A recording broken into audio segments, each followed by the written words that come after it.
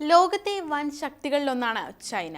ശാസ്ത്രലോകത്ത് ചൈനയുടെ മുന്നേറ്റം ഒരേ സമയം അത്ഭുതപ്പെടുത്തുകയും അതിശയിപ്പിക്കുകയും ചെയ്യാറുണ്ട്. അതുപോലെ തന്നെ ചൈന നടത്തുന്ന പ്രവർത്തനങ്ങൾ പലപ്പോഴും ആശങ്കയും ഉണ്ടാക്കാറുണ്ട്. ഇന്ത്യയുടെ ശത്രു രാജ്യം, എന്നാൽ ഒരിക്കലും നേരിട്ടുള്ള ഒരു തുറന്ന യുദ്ധത്തിന് ഇന്ത്യ ഇതുവരെയും ചൈനയോട് തയ്യാറായിട്ടില്ല. പഹൽഗാം ഭീകരാക്രമണത്തിൽ പാകിസ്ഥാന് ചൈന ഒരു തുറന്ന പിന്തുണയാണ് പ്രഖ്യാപിച്ചത്. പക്ഷേ അപ്പോൾ പോലും ഇന്ത്യ ഒരു പ്രതികാര നടപടിയിലേക്ക് കടന്നിട്ടുമില്ല. ഇപ്പോൾ വിഷയം അതല്ല, മറ്റൊരു തന്ത്രവുമായി ചൈന മുന്നിട്ടിറങ്ങിയിരിക്കുകയാണ്. ഇപ്പോൾ ചൈനയുടെ പദ്ധതി സൈനിക ശക്തി പ്രയോഗിക്കുക എന്നതാണ്.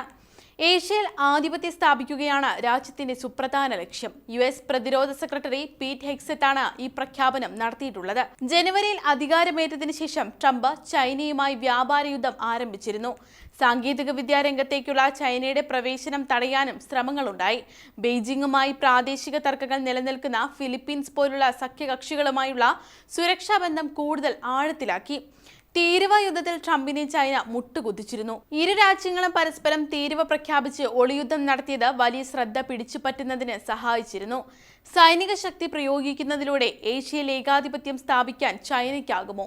മറുപക്ഷം അമേരിക്കയും റഷ്യയും ഉള്ളപ്പോൾ ചൈന അതിന് മുൻകൈയെടുക്കുമോ? തുടങ്ങിയ ചോദ്യങ്ങളും ഇവിടെ പ്രസക്തമാണ്. ചൈന ഭീഷണിയാണ് എന്ന് പറയുമ്പോഴും ഇൻഡോ പസഫിക് സഖ്യകക്ഷികൾക്ക് ഒപ്പം അമേരിക്ക ശക്തമായി നിലകൊള്ളുന്നുവെന്നും ഹെഗ്സെറ്റ് പറഞ്ഞു. അദ്ദേഹത്തിന്റെ വാക്കുകൾ ഇങ്ങനെയാണ്: ചൈന ഉയർത്തുന്ന ഭീഷണി യഥാർത്ഥവും ആപൽ സൂചന നൽകുന്നതുമാണ്. തായ്വാൻ അധിനിവേശത്തിന് ആവശ്യമായ സൈനിക ശേഷി ബീജിംഗ് വളർത്തിക്കൊണ്ടിരിക്കുകയാണ്. യഥാർത്ഥ കരാറിനായി നിരന്തര അഭ്യാസത്തിലൂടെ അവർ പരിശീലനം നടത്തുകയാണ്. കമ്മ്യൂണിസ്റ്റ് ചൈനയുടെ ആക്രമണം തടയാൻ US തങ്ങളുടെ തന്ത്രം ക്രമീകരിക്കുന്നുമുണ്ട്. ഏഷ്യയിലെ US സഖ്യകക്ഷികൾ പ്രതിരോധം വേഗത്തിൽ ശക്തപ്പെടുത്തണം. ഈ പ്രസ്താവന കേൾക്കുമ്പോൾ അമേരിക്ക ഉൾപ്പെടെയുള്ള രാജ്യങ്ങൾ ചൈനയെ ഭയപ്പെടുന്നുണ്ടോ എന്ന ചോദ്യവും ഉയരുന്നുണ്ട്.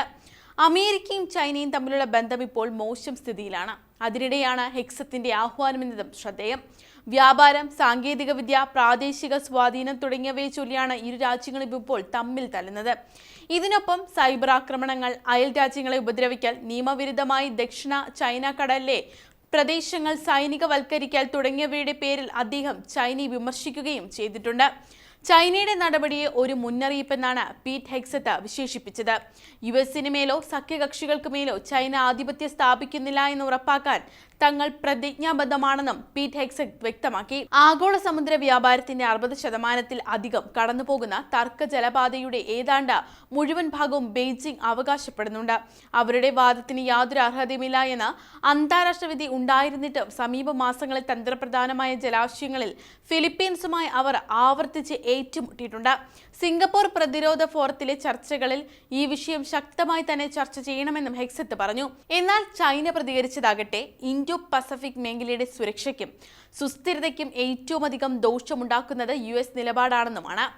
ഏതായാലും ചൈന പല പദ്ധതികളും തയ്യാറാക്കുന്നുണ്ട് എന്നും അത് അമേരിക്കയ്ക്കും ലോകത്തിനു മുന്നിൽ വെല്ലുവിളി ഉണ്ടാക്കുമെന്ന ഹെഗ്സെറ്റിന്റെ പ്രസ്താവനയും ആശങ്ക സൃഷ്ടിക്കുന്നുണ്ട്.